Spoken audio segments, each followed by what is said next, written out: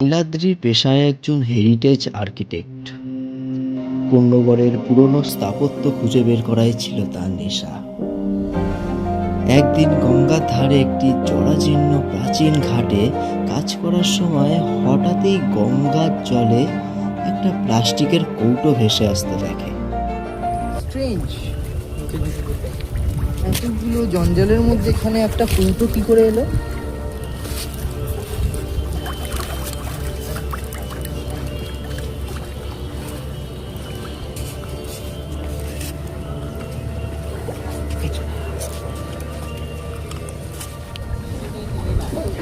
আরে সাস,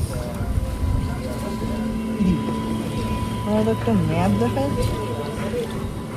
অদ্ভুত ব্যাপার তো, দেখি আর কি আছে।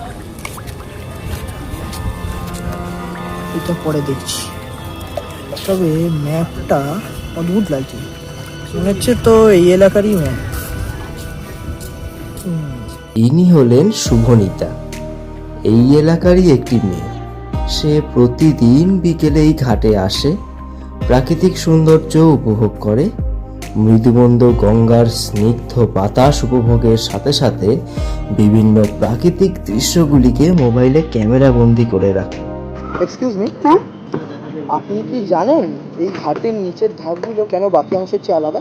সবাই তো এখানে সৌন্দর্য দেখতে আসে, আপনি ইতিহাস খুঁজতে এসেছেন? হ্যাঁ, বলতে পারেন। এটা মনে হয় কোনো জমিদারের ওই গুপ্তধন থাকে না, সেই রাস্তাই হবে। কেন, আপনি কি কিছু খুঁজে পেয়েছেন? হ্যাঁ, এই কৌটোটা, এই কৌটোর মধ্যে থাকে কাগজগুলো, যার মধ্যে একটা ম্যাপ, একটা চিঠি ছিল। চিঠিটা আমি এখন খুলে দেখি, দেখা যাক কি লেখা। আচ্ছা, আপনার নাম কি? শুভনীতা। কি তোমার শুভমিতা? এটা কি আপনারই নাম না? দেখুন আপনি। নাম তো আমার।